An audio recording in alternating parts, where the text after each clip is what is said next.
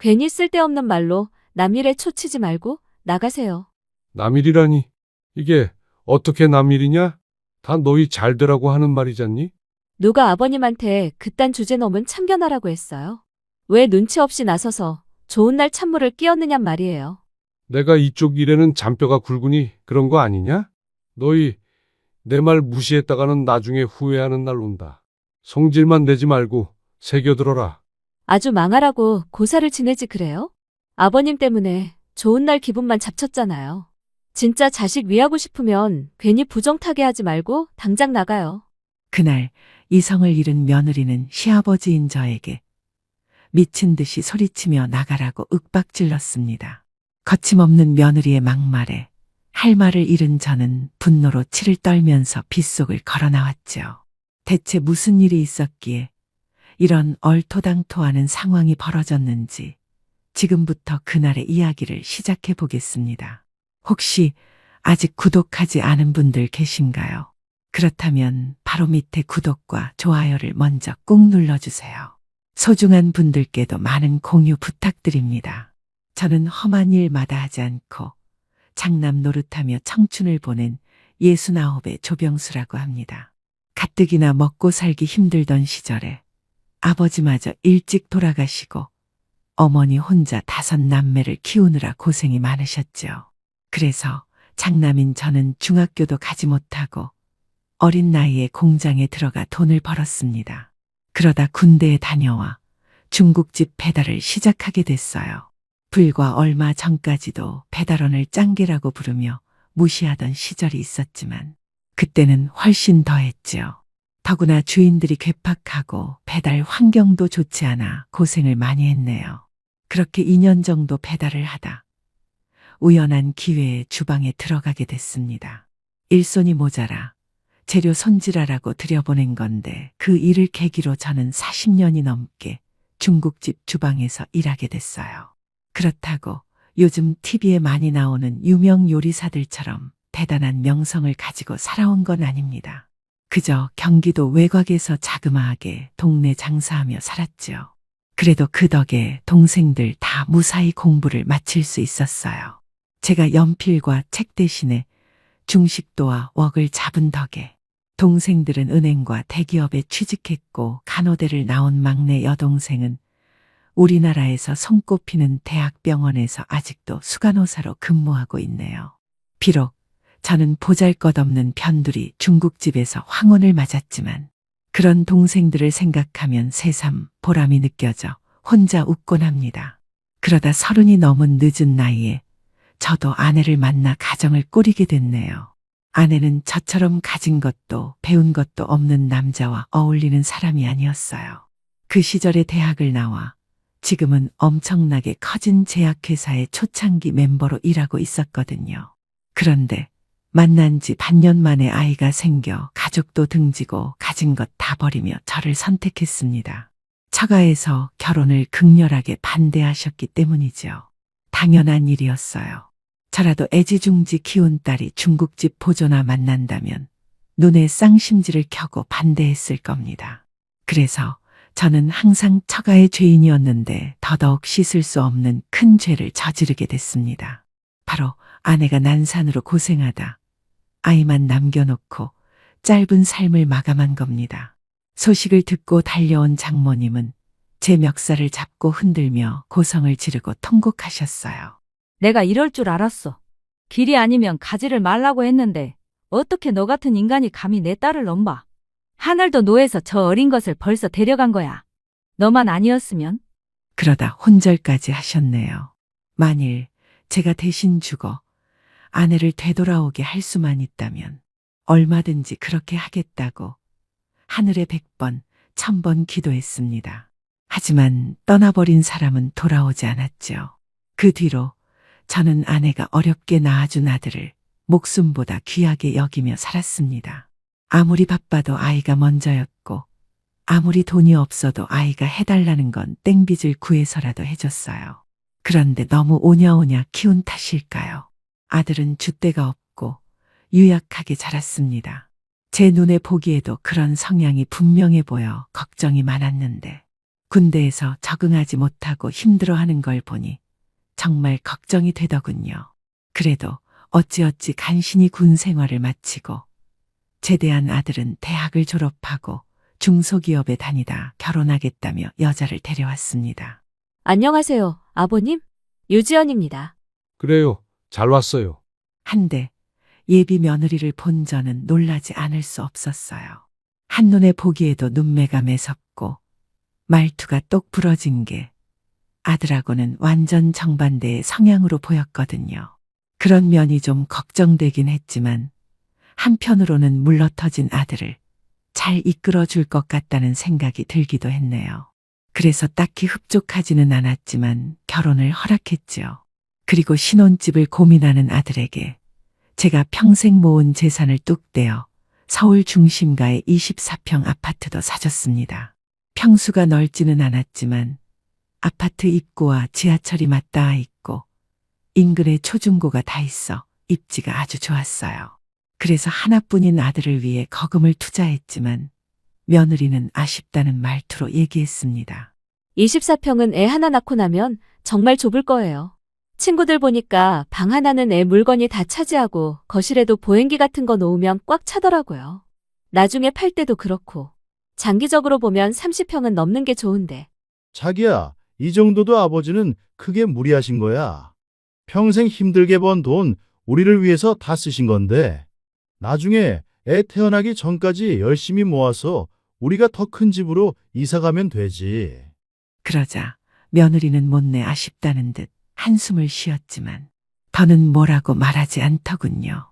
저는 무리해서 신혼집을 해주고도 좋은 소리를 못 들으니 기분이 상했지만 그건 시작에 불과했습니다. 며느리는 사사건건 하고 싶은 말은 다 해야 직성이 풀리는 아이였어요. 그래서 뭘 더 해주고 싶다가도 금방 기분이 상해버리곤 했습니다.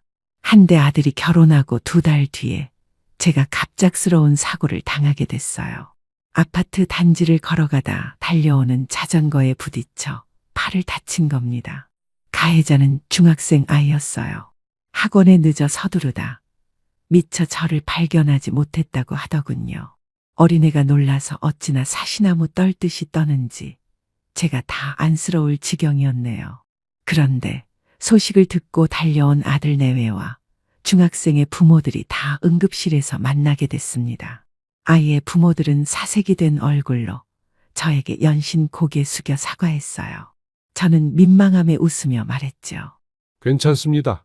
아이가 일부러 그런 것도 아니고 애가 못 보면 저라도 잘 봤어야 하는 건데 서로 운이 없었던 것 같으니 아이 너무 다그치지 마세요. 그러자 아이의 부모 얼굴에 안도하는 기색이 나타나더군요. 그런데 그때 갑자기 며느리가 끼어들어 목청껏 화를 냈습니다. 아버님, 이런 일은 그렇게 쉽게 넘어갈 일이 아니잖아요. 팔 하나 부러져서 끝났기에 망정이지. 혹시 머리라도 다치셨으면 어쩔 뻔했어요? 아파트 단지에서 누가 상식 없이 자전거를 그렇게 세게 몰아요? 아니, 애가 학원에 늦어서 그랬다잖니? 일부러 그런 것도 아니고. 살다 보면 급한 일이 어디 한두 개예요? 그럴 때마다 다 핑계대면 애가 어떻게 자라겠어요? 전 이번 일은 절대 그냥 넘어가면 안 된다고 생각해요. 며느리의 말에 다시 아이의 부모가 진땀을 흘리기 시작했어요. 뭐? 그럼 뭘 어떻게 하자는 말이니? 대충 좋게 좋게 넘어갈 생각하지 마시고 배상받을 건 제대로 다 받아야죠. 치료비는 물론이고 정신적 피해 보상 거기다. 팔을 다치셨으니 당분간 일도 하실 수 없잖아요.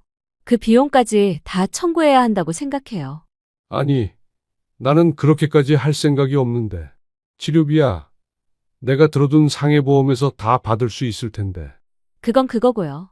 그럼 사람 팔을 부러뜨려 놓고 고작 사과 몇 마디로 넘어가는 게 말이나 된다고 생각하세요? 그건 아이 교육에도 안 좋아요. 자기가 실수한 것에 대해서 책임지는 모습을 봐야 애가 2번 실수하지 않죠. 너무나 강경한 며느리의 태도에 당황한 아이 부모들이 어쩔 줄 몰라 했습니다. 결국 다친 사람은 저였는데 부모들이 합의를 보기 위해 애쓴 상대는 바로 저희 며느리였어요. 며느리는 괜찮다는 제 말에는 아랑곳 없이 기어코 1달 영업 손실까지 물어 보상을 받고 나서야 합의를 허락하더군요. 한데 저는 그렇게 받은 돈을 쓰고 싶지 않다고 했더니 며느리가 슬쩍 이렇게 말했어요. 아버님, 이건 억지로 받아낸 게 아니라 충분히 합당한 이유가 있어서 그 사람들이 위로금으로 내놓은 거예요. 정 받기 싫다고 하시면 이 돈으로 저희 에어컨 좀 살게요. 여름 닥치기 전에 미리 사놓으면 할인도 되고 좋을 것 같아서요. 저는 황당했지만 며느리가 기를 쓰고 받아낸 돈이니 그냥 그러라고 했습니다. 마치 저를 인질로 잡아 받아낸 돈인 것 같아 도저히 쓰고 싶은 마음이 들지 않았거든요.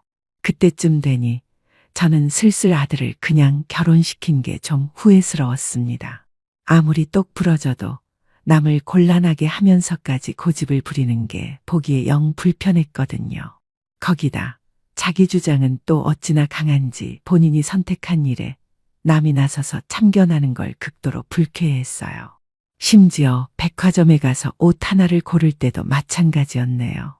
오랜 경험이 있는 직원이 나서서 어울리는 걸 골라줘도 파르르 화를 내며 언성을 높였죠. 한 번은 제가 아들의 생일에 정장을 한 벌 사주고 싶어 함께 백화점에 간 일이 있었습니다. 그때 며느리가 추천하는 옷은 제가 봐도 아들의 얼굴색에 맞지 않았어요.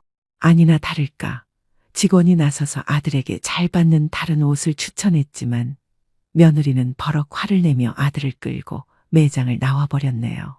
그날 밥을 먹으며 그 직원이 주제넘게 자신의 안목을 무시했다고 엄청나게 화를 내더군요. 그렇게 며느리의 사나운 모습을 몇 번 보고 나니 저는 아들 내외와 함께하는 시간이 너무 불편하게 느껴졌어요. 그래서 가능한 거리를 두고 자주 만나지 않으려 하다 보니 더욱 며느리와 대면대면한 사이가 되어갔죠. 그러다 제가 큰 결심을 한 가지 하고 시골로 내려가게 됐습니다. 사실 자전거 사고를 당한 이후 골절은 다 완치가 됐다고 하지만 저는 남모를 후유증에 시달리고 있었어요. 무거운 조리도구를 들어야 하는 직업인데 팔에 도저히 힘이 들어가지 않는 겁니다. 일상생활에서는 불편함을 몰랐지만 막상 주방에서 일을 하려고 보니 전처럼 마음대로 집기를 다룰 수가 없다는 걸 알게 됐죠. 그래서 상담을 해보니 나이가 있어 팔도 재활을 해야 예전처럼 돌아갈 수 있다고 하더군요. 솔직히 그런 일이 없었다고 해도 언제까지 중국집을 계속할지 고민하고 있던 참이긴 했습니다. 제가 40년 넘게 불 앞에서 힘들게 일해온 이유는 동생들 공부시키고 아들 하나 잘 키우려는 게 다였어요. 그런데 그 일을 끝내고 나니 더는 일하고 싶은 동기를 잃어버린 듯 허무한 생각이 들더군요. 그러던 차에 마침 팔까지 다치고 나니 좀 쉬고 싶다는 생각이 들더라고요. 그래서 몇 날 며칠을 고민하다 장사를 접기로 마음을 굳히고 상가를 내놨습니다. 그리고 저 혼자 살던 살림집도 정리해 아예 귀농을 하기로 마음먹었죠. 제가 태어난 고장에는 커다란 저수지가 있었어요. 나중에 아들 다 키워 장가 보내고 나면 거기서 좋아하는 낚시나 실컷 하며 노년을 보내고 싶다는 바람이 있었거든요. 그래서 예정보다 몇 년 앞당겨 그 꿈을 이루기로 결심한 겁니다. 그렇게 저는 아들네와 한참 떨어진 지방에 자리를 잡게 됐습니다. 그러니 더더욱 서로 볼 일이 줄어들어 한 달에 한두 번 안부만 전하며 살게 됐네요. 그런데 제가 시골로 내려가고 1년쯤 지난 어느 날 아들이 전화를 걸어 다소 들뜬 목소리로 전할 말이 있다고 하더군요. 저는 혹시나 손주가 생겼다는 말이 아닐까 싶어 귀를 쫑긋 세웠습니다. 안 그래도 결혼하고 한참이 지났는데 소식이 없어 좀 애가 타던 중이었거든요. 그런데 아들의 입에서 나온 말은 전혀 다른 말이었어요. 손주 소식을 기대하던 저에게 생각지도 못한 갑작스러운 통보를 했죠. 아버지, 저희 둘 다 이번에 회사 그만뒀어요. 뭐라고? 한 사람도 아니고 너희 둘 다? 아니, 갑자기 무슨 일이 있는 거니? 그런 건 아니고요. 사실 그 사람이 사업을 해보고 싶어 해서 둘 다 퇴직금 정산받고 있는 돈 다 털어서 그 사업에 집중해 보기로 했어요. 갑자기 사업이라니? 도대체 무슨 일이길래? 하나도 아니고 둘이나 다 회사를 그만둬. 확실한 일이야. 사실 저한테도 그렇게 낯선 일은 아니에요. 중식 레스토랑을 열기로 했거든요. 뭐야?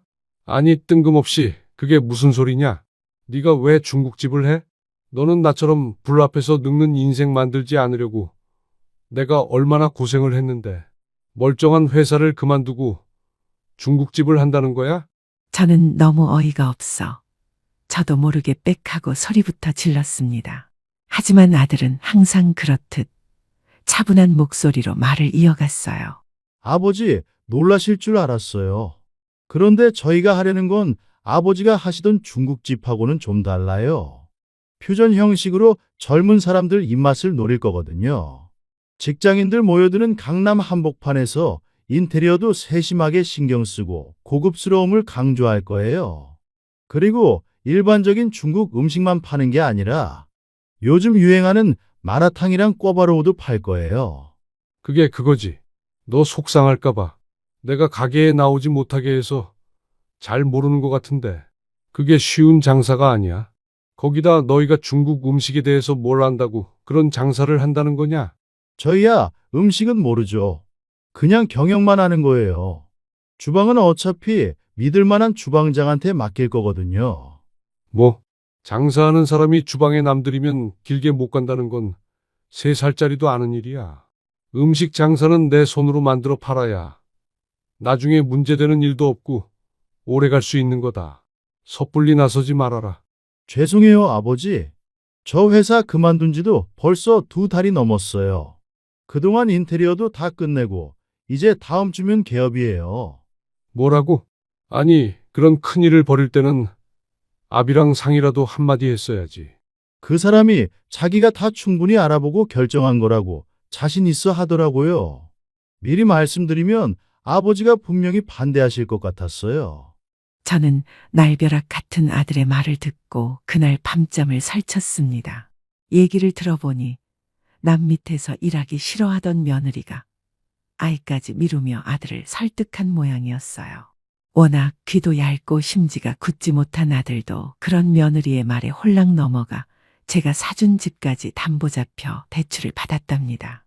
그것도 모자라 2사람 퇴직금까지 탈탈 털어 간도 크게 강남 중심가의 큼지막한 상가를 계약했다고 하더군요. 그 말을 듣는 저는 멀미가 나는 것처럼 머리가 아프고 속이 울렁거릴 만큼 걱정이 앞섰는데 정작 아들은 태연하게 웃으며 말했어요. 다음 주 목요일이 개업이에요. 아버지도 올라오셔서 축하해 주실 거죠? 저는 아무 걱정 없이 기대에 들뜬 아들의 목소리를 듣고 저도 모르게 한숨을 쉬며 대답했어요. 그래, 알았다. 이왕에 시작하기로 한 거면 어떻게든 성공하도록 나도 가서 빌어줘야지. 이미 엎질러진 무림을 직감한 저는 아들을 나무라는 대신 개업식에 가서 뒤늦게라도 어떻게 운영하려는지 들어보고 가게 상황도 살펴봐야겠다고 다짐했습니다. 그리고 며칠 뒤 무거운 마음을 안고 새벽같이 서울행 열차에 몸을 실었죠. KTX로 채 2시간도 걸리지 않는 거리였지만 마음이 급해서 그런지 시간이 너무 더디게 느껴지더군요. 그렇게 서울역에 도착해 다시 지하철을 타고 아들이 말해준 강남으로 향했습니다. 고층 빌딩이 늘어선 강남 한복판에 들어서자 어렵지 않게 아들 내외의 가게를 찾을 수가 있었어요. 한데 가게의 입지에 놀란 저는 안으로 들어서다 그 규모에 또 한 번 놀랐습니다. 한 층만으로도 임대료가 어마어마할 것 같은 그곳에 아들 내외는 2층으로 된 매장을 열었더라고요. 처음 시작하는 일에 어쩌자고 그렇게 덜컥 큰 돈을 들였는지 반갑기보다는 걱정이 밀려들었습니다. 제가 어리둥절한 표정으로 매장을 둘러볼 때 아들이 달려나와 반갑게 말했어요. 아버지, 오셨어요. 어때요? 매장 넓고 깔끔하죠? 그래, 돈이 아주 많이 들었겠구나. 그때 며느리가 아들의 뒤를 따라 나오며 말했어요. 당연하죠. 요즘은 초기 투자 비용을 아끼면 죽도 밥도 안 돼요. 더구나 젊은 세대가 식당 분위기랑 인테리어에 얼마나 예민하다고요. 무조건 좋은 입지에 깔끔하고 넓은 매장을 열어야 한 명이라도 더 들어온다니까요. 며느리는 늘 그렇듯 자신만만한 태도로 말했어요. 저는 그런 며느리를 보며 알 수 없는 불안감에 얼굴을 펴지 못했습니다. 오셨으니까 저희 주방장 솜씨 한번 보셔야죠. 아버지가 객관적으로 평가 좀 해주세요. 평가는 무슨? 솔직히 아버님이 우리 주방장님을 평가할 정도는 아니시지. 아버님이야 정식으로 어디 유학을 다녀오신 것도 아니잖아. 아, 아니야. 자기가 몰라서 그러는데 우리 아버지 중국집 인근에서는 맛있다고 소문났었어. 주말에는 줄도 서고 그랬다니까? 나는 아직도 아버지가 만들어준 짜장면보다 맛있는 짜장면은 못 먹어봤어. 아들은 민망한지 얼굴을 붉히며 제 역성을 들려고 노력했어요. 하지만 며느리는 들은 척도 안 하고 자기 할 말만 했습니다. 우리 음식이 그런 흔해 빠진 동네 짜장면하고 같아? 재료부터가 급이 다를 텐데. 우리는 최고급 한우로 만든 한우 짜장면에 세계 3대 진미로 유명한 송로버섯까지 들어간 짜장면이에요. 아버님이 대충 만들어 파시던 기름내 풀풀 나는 짜장면하고는 완전히 다른 음식이거든요. 저는 확신에 차 거들먹거리는 며느리의 말을 듣고 근심이 더해져 이렇게 물었습니다. 그래, 말만 들어도 뭐가 다르긴 다를 것 같구나. 그런데 그렇게 재료비 아끼지 않고 대체 얼마를 받을 거니? 하긴 이 동네에 이런 규모로 매장을 열었으니 보통 짜장면값 받아서는 유지가 안 되겠구나. 그럼 그 급이 다르다는 짜장면 맛 나도 한번 보여주겠니? 영업이 10시 30분부터라 아직 재료 준비 중일 텐데. 제가 특별히 말해서 몇 가지 만들어 달라고 할게요. 아마 깜짝 놀라실 거예요. 우리 주방장님 소개받기가 얼마나 힘들었는지 아세요? 홍콩에서 요리학교 나오시고 중국이랑 대만 대사관에서도 일하신 대단한 분이세요. 그 말을 들으니 화려한 경력만큼이나 인건비도 엄청나게 나갈 것 같아 저는 또 그게 걱정이 됐습니다. 이 아이들이 도대체 뭘 믿고 이렇게 일을 크게 벌인 건지 마음을 놓을 틈이 없었네요. 하지만 그때까지는 제가 요즘 젊은 사람들의 취향과 유행하는 분위기를 모르니 괜히 섣부른 걱정이 앞선 것이기를 간절하게 바랐습니다. 하지만 잠시 후 며느리가 기세등등한 얼굴로 내온 음식을 한 입 맛보고 저는 대번에 아차 싶었어요. 아무리 한우와 좋은 식재료로 포장한다고 해도 음식은 기본이 중요했습니다. 그런데 제가 맛본 음식들은 며느리가 늘어놓은 화려한 경력이 믿기지 않을 정도로 기본기가 엉망인 음식이었네요. 그래도 혹시나 하는 마음에 내오는 음식 서너 가지를 전부 맛봤지만 제 생각은 더욱 확고해졌습니다. 아들 내외에게는 미안하지만 이대로는 절대로 성공할 수 없다는 생각이 강하게 든 겁니다. 요즘 사람들이, 특히나 젊은 사람들이 맛에 얼마나 예민하고 또 자기가 낸 금액에 대해 합당한 대우를 원하는지 저는 잘 알고 있었어요. 그런데 며느리가 내온 음식처럼 기본도 갖추지 못한 맛으로는 절대 성공할 수가 없다는 생각이 들었습니다. 그래서 저는 아무 말도 하지 않고 아들을 불러 주방을 한 번만 보여달라고 부탁했어요. 그러자 며느리가 잔뜩 경계하는 표정으로 비아냥거렸습니다. 아버님이 혼자 일하시던 낡아빠진 주방만 보시다 아마 깜짝 놀라실 거예요. 이제 오픈 시간 얼마 안 남았으니까 괜히 우리 주방장님 신경 쓰이게 하시지 말고 조심히 둘러보고 빨리 나오세요. 그래서 저는 얼른 고개를 끄덕이고 주방으로 들어갔어요.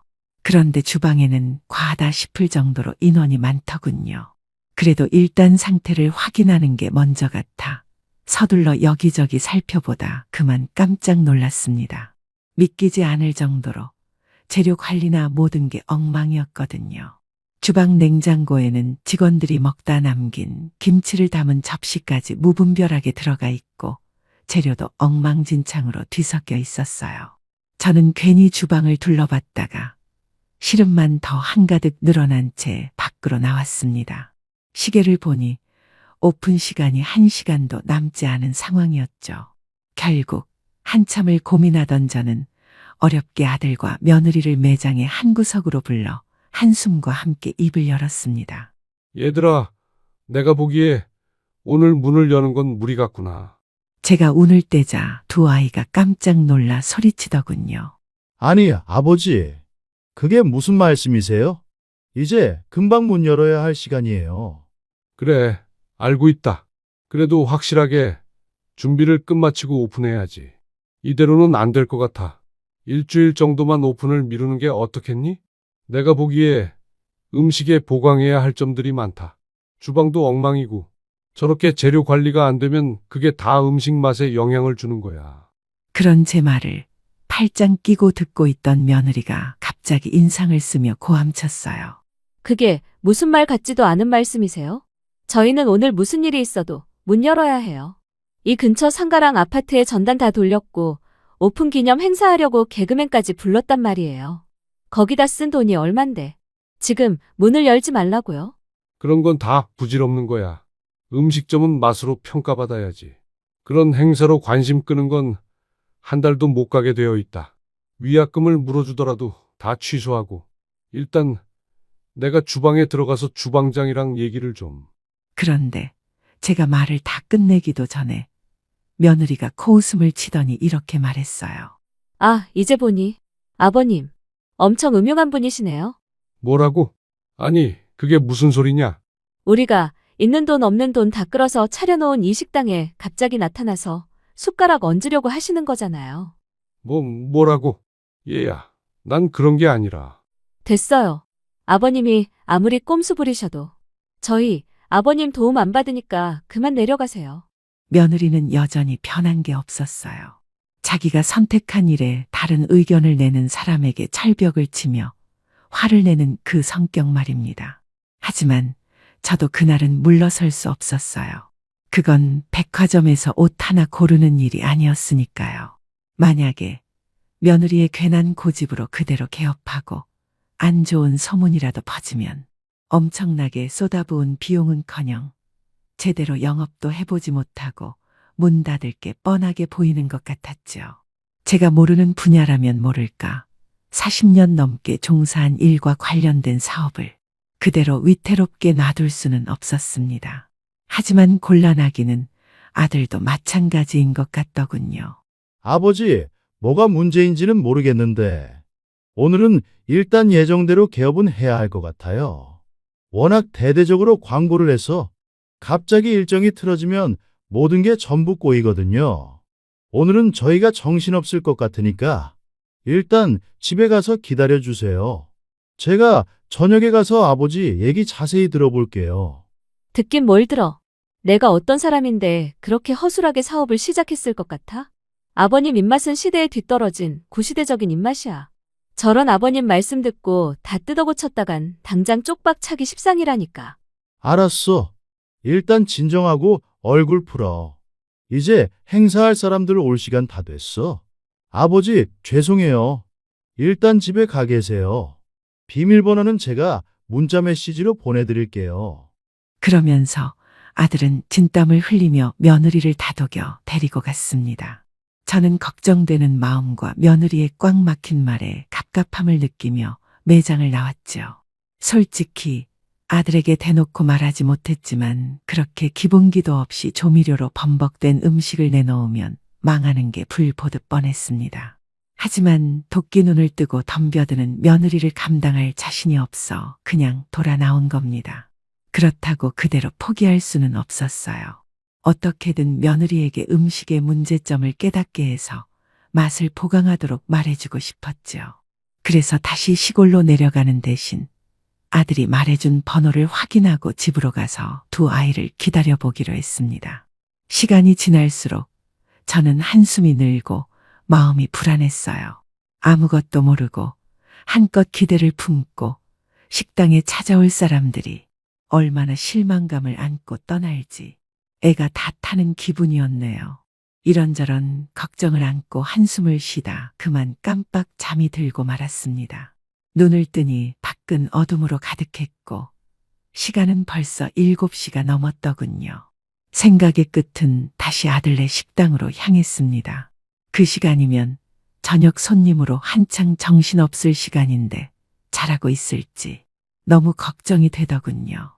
그렇다고 다시 식당에 찾아가자니 며느리가 덤벼들 것 같아 걱정이 되어 이러지도 저러지도 못한 채 서성이다 또 한참의 시간이 흘렀습니다. 그날 하루 종일 저는 제대로 먹지도 못했어요. 오전에 일찍 식당에서 시식으로 맛본 음식이 다였지만 배도 고프지 않더군요. 어찌나 향신료와 조미료를 잔뜩 넣었는지 그때까지도 입에서 인공적인 맛이 주는 불편함이 느껴졌어요. 그러다 새벽 1시가 넘어서야 아들과 며느리가 들어오는 모양이었습니다.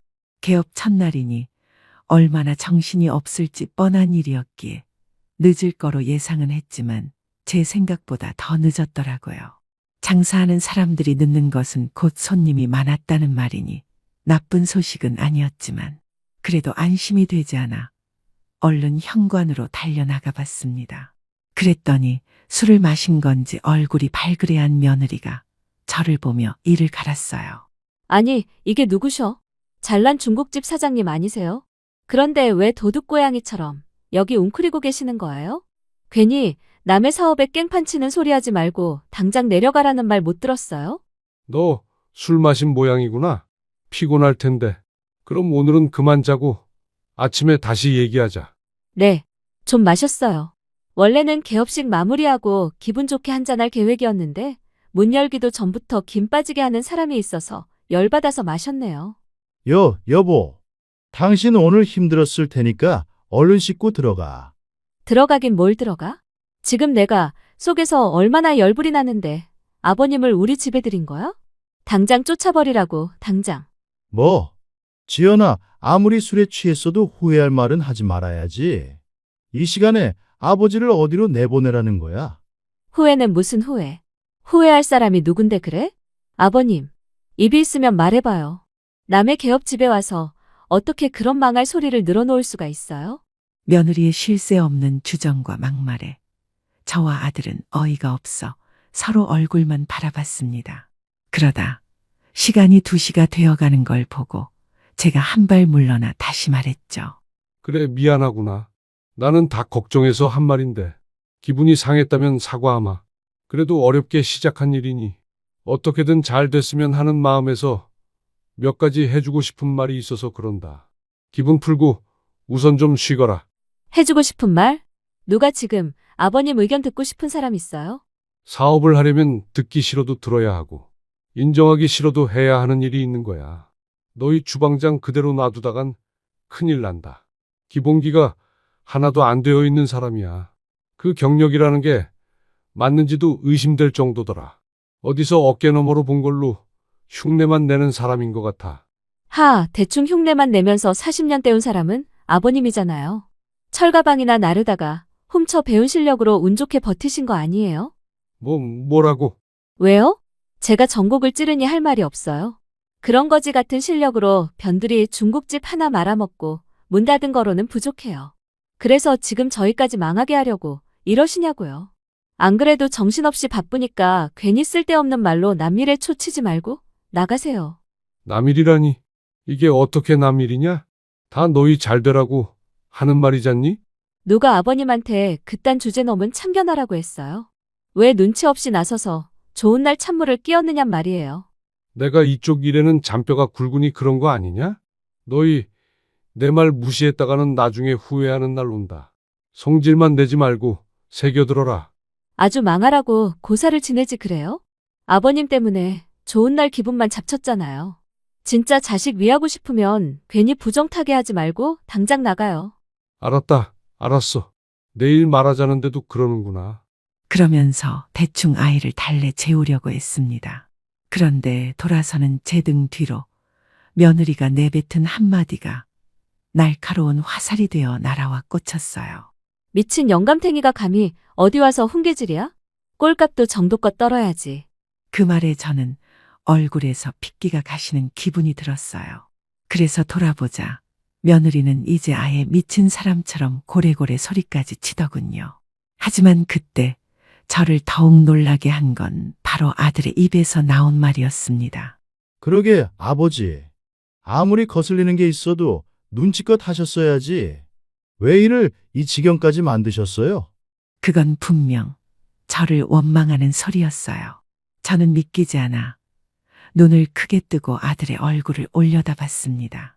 그러자 마치 확인 사살이라도 하려는 듯 아들은 또 매몰찬 말을 꺼내더군요.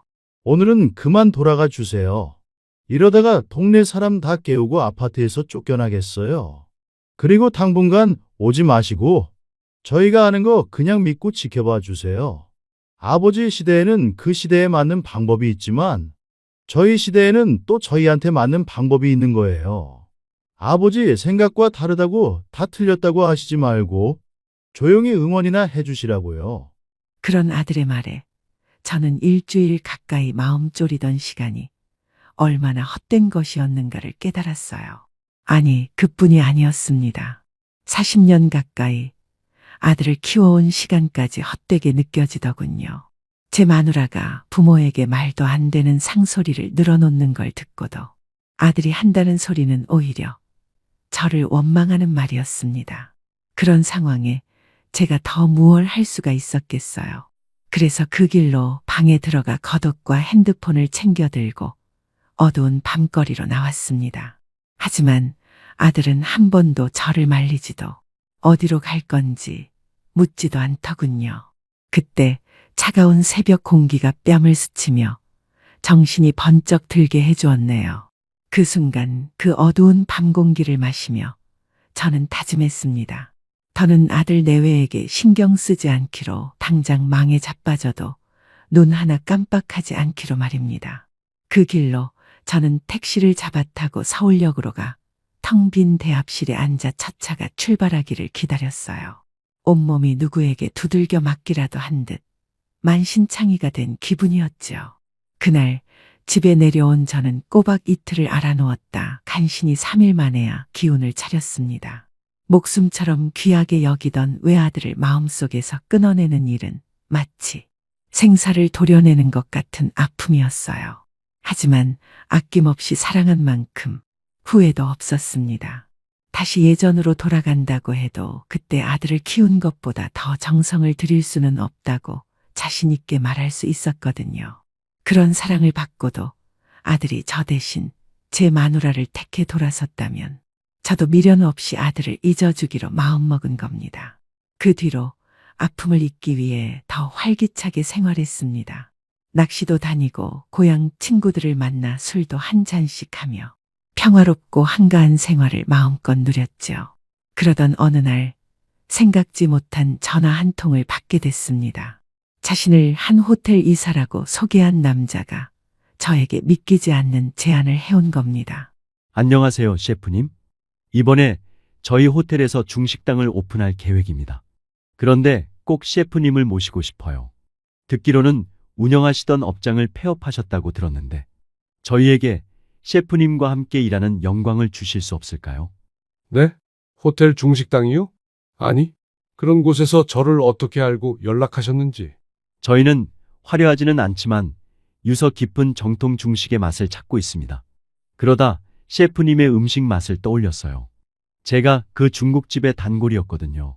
몇 번이나 가맹 문의를 받으실 정도로 인근에서는 소문난 실력가라는 말도 익히 들었습니다.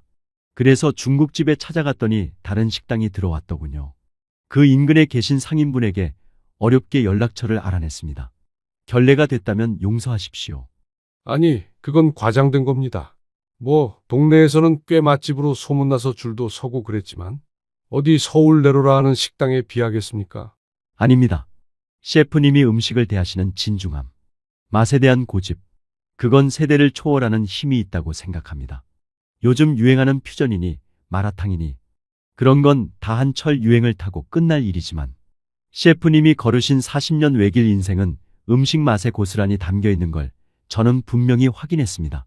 잔뜩 예의를 차린 상대의 말에 처음에 사기 전화가 아닐지 의심했습니다. 하지만 다음 날 말쑥하게 정장을 차려입은 남자가 기사까지 대동하고 나타나 저를 호텔로 데려간 뒤에야 그 제안이 사실임을 깨닫게 됐죠. 이사라는 사람은 어리둥절해하는 저를 내부 공사가 한창인 호텔 내 중식당으로 데려가 말했습니다. 이곳에서 셰프님이 마음껏 하고 싶은 요리를 해보세요.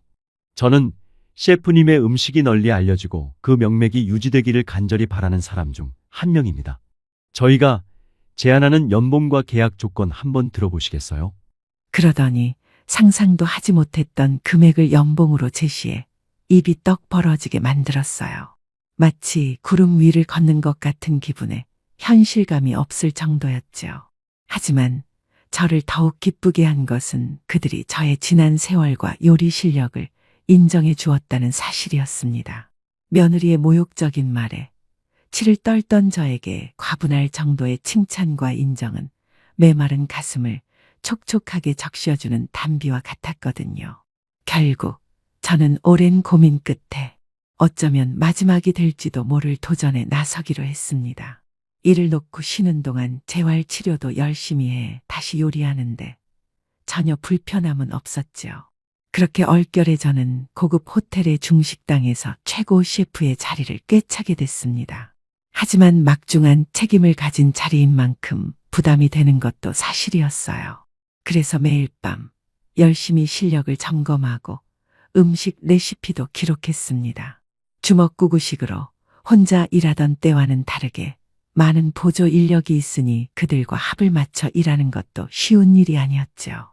하지만 저의 안내에 따라 음식을 만들어가는 직원들을 보며 뿌듯함도 느끼고 음식을 맛본 손님들이 감사 인사를 전할 때는 정말 보람이 느껴졌습니다.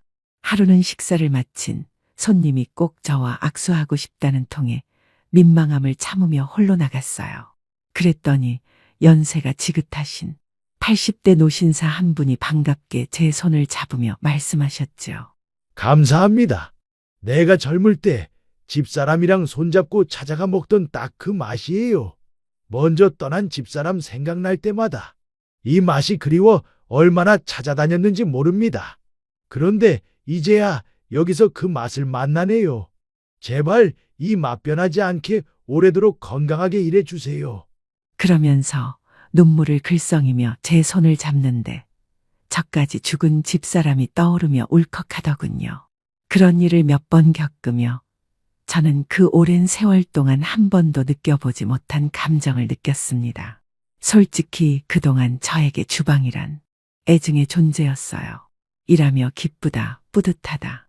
그런 감정보다는 그저 동생들과 외아들 먹이고 입히기 위해 떠밀리듯 기계적으로 일하기 바빴죠.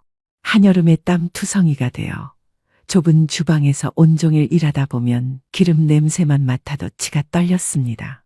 그래서 팔을 다쳤을 때 마치 핑계 삼아 그렇게 미련 없이 일을 접고 도망칠 수 있었던 것 같네요. 하지만 칠순을 눈앞에 두고서야 저는 일하는 진정한 기쁨과 보람을 느끼게 됐어요. 제 요리를 먹고 행복감에 웃는 사람들, 아름다운 추억에 눈물 짓는 사람들, 그 많은 사람들을 보며 제가 얼마나 뜻깊은 일을 하는지, 또 그 일이 저에게 얼마나 소중한 것인가를 깨닫게 된 겁니다. 그렇게 제가 뒤늦게 새로운 기쁨에 빠져 있을 때 호텔의 뜻밖의 인물들이 나타났습니다. 저를 찾아왔다는 사람들을 보러 식당 한편에 마련된 룸으로 들어갔더니 초대받지 못한 손님들이 기다리고 있더군요. 바로 아들과 며느리였네요. 두 아이는 말끔한 셰프 복장을 갖춘 저를 보고 눈을 동그랗게 뜨며 외쳤어요. 아, 아버지. 아버지가 정말 여기 셰프가 되신 거예요? 어떻게 이런 일이 있어요? 아버님, 그때 중국집 망해서 그만두고 시골 가신 거 아니었어요? 저는 놀란 두 아이와 눈도 제대로 맞추지 않고 대답했습니다. 너희가 여기는 어쩐 일이냐? 내가 부른 적은 없는 것 같은데. 어떻게 알고 왔니? 제 고등학교 동창이 이 호텔에 왔다가 아버지가 사람들한테 인사받는 모습을 본 모양이에요. 그래서 설마 하고 찾아왔는데 진짜일 줄은 몰랐어요. 왜? 너희가 그렇게 무시하던 철가방이 있을 곳이 아닌 것 같니? 제 말에 입을 다물지 못하고 있던 며느리가 갑자기 퍼렇게 변한 얼굴로 더듬거리며 말했어요. 아, 아버님. 죄송해요. 제가 그때는 정신이 나갔었어요. 전 재산 끌어다 차린 식당인데 아버님이 싫은 소리 하시니 너무 화가 났어요. 솔직히 이렇게 대단한 분인 줄도 전혀 몰랐고요. 잘못했습니다. 시끄럽다. 지금 와서 그런 말이 무슨 소용이 있니? 한번 내뱉은 말은 아무리 노력해도 주워 담을 수 없는 거다. 내가 그날 그 어두운 새벽에 너희 집에서 쫓기듯 나올 때 이미 너희와 내 인연은 끊어졌어. 근데 무슨 볼일이 있다고 찾아온 거냐? 아버님, 제가 정말 잘못했어요. 아버님 말씀이 다 맞았어요. 저희가 엄청난 돈을 주고 고용한 그 중식 셰프 경력이 다 거짓말이었어요. 알고 보니 어디 중국집에서 양파 까며 잔심부름만 하다 범죄 저질러 감방 드나들던 사기꾼이었어요. 아버님 말씀대로 어깨너머로 배운 걸 조미료 때려 넣고 흉내만 낸 거였나 봐요. 며느리의 말에 제가 예상했다는 듯 콧방귀를 뀌자 이번에는 아들이 한숨을 쉬며 말했어요. 맞아요. 처음에는 화려한 외관이랑 개업 행사에 호기심으로 찾아오던 사람들도 2번은 오지 않았어요. 그냥 거기서 그쳤으면 좋았을 텐데 여기저기 인터넷에 최악의 맛평가를 남기고 그래서 그나마 오며 가며 들어오던 사람들도 다 끊겼어요. 근데 그 셰프라는 인간이 재료비까지 부풀려서 딴 주머니를 차고 거래처에 돈까지 요구했더라고요. 그런 게 다 한꺼번에 터졌어요. 경찰서에 갔더니 경력도 다 거짓말이고 오히려 전과자라는 말을 듣고 기절하는 줄 알았다니까요. 맞아요. 저희가 손해배상 청구한다니까 자기는 몸으로 때우면 된다고. 그냥 실형 살겠다네요. 아무도 저희 손실을 책임져주는 사람이 없어요. 그 식당 차리느라 집까지 담보 잡히고 있는 돈 없는 돈 다 끌어다 넣었는데 이제 저희는 어쩌면 좋아요? 제발 아버님이 한 번만 도와주세요. 도와달라니? 그게 무슨 소리야? 호텔 중식당 셰프 출신이라는 소문만 나도 엄청나게 큰 홍보가 될 거예요. 그러니까 괜히 그 실력으로 남 좋은 일 시키지 마시고 저희 식당에서 일해주시면 안 될까요? 저희가 호텔 주방장 출신들 알아보지 않은 건 아닌데 지금 저희 형편에 그런 분들 연봉을 도저히 감당할 수가 없어요. 뭐야? 그러니까 나더러 너희 식당에서 일해달라는 말이냐? 네, 아버님 실력이면 입소문 나는 거 시간 문제일 거예요. 며느리의 간절한 말에 이번에는 아들도 합세에 애걸복걸했습니다. 맞아요, 아버지. 예전에도 아버지 짜장면 먹으려고 줄 서는 사람들 많았잖아요. 아버지만 마음 돌려주시면 저희 적자는 몇 개월 안에 금방 회복할 수 있을 거예요. 웃기는 소리. 알지도 못하면서 괜한 잔소리하지 말고 꺼지라고 한 건 너희 아니었니? 내가 하는 요리는 시대에 맞지 않는 거니까 너희가 알아서 하겠다고도 했지. 그건 저희가 잘못했다고 말씀드렸잖아요. 지금 아버지가 저희 안 도와주시면 길바닥에 나앉는 거 시간 문제예요. 제발요. 맞아요, 아버님. 제가 정말 죽을 죄를 지었어요. 제가 어떻게 하면 될까요? 이렇게 무릎 꿇으면 되는 건가요? 두 아이는 가관이다 싶을 정도로 눈물 콧물을 쏟으며 저에게 매달렸습니다. 불과 반년 전까지도 저를 그토록 무시하던 인간들이 제 소문을 듣고 나타나 안면을 바꾸고 철판을 깔더군요. 하지만 그 눈물을 보고도 전혀 마음이 움직이지 않았어요. 아니, 오히려 잊고 있던 분노만 되살아났죠. 됐다. 너희가 아무리 그래도 소용없다. 나를 믿고 이렇게 중책을 맡겨준 사람들을 배신하고 떠날 생각 전혀 없어. 그리고 설사 그런 이유가 아니라고 해도 되먹지 못한 너희들을 위해서 단 1초도 일해줄 생각은 없어. 그러니 큰 소리 쳤던 것처럼 너희 앞가림은 너희가 알아서 하도록 해라. 아버님, 그러지 마시고 제발 도와주세요. 일해주시는 게 싫으시면 돈이라도 좀 빌려주세요. 한 1억만 있으면, 아니 5천만 원이라도 도와주시면 좀 숨통이 트일 것 같아요. 네? 하지만 저는 모든 부탁에 고개를 흔들고 돌아섰습니다. 아들이 그런 제 바짓가랑이 붙잡고 매달렸지만 저는 직원을 시켜 두 아이를 밖으로 내보내게 하고 바쁘게 주방으로 들어갔지요. 그러고는 그 뒤로 어떠한 연락도 일절 받지 않았습니다.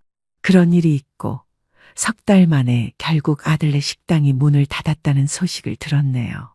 처음부터 아니다 싶을 때 그냥 문을 닫았어야 하는데 어떻게든 버텨보려고 아무 사람이나 데려다 쓴 게 오히려 더 독이 된 것 같더군요.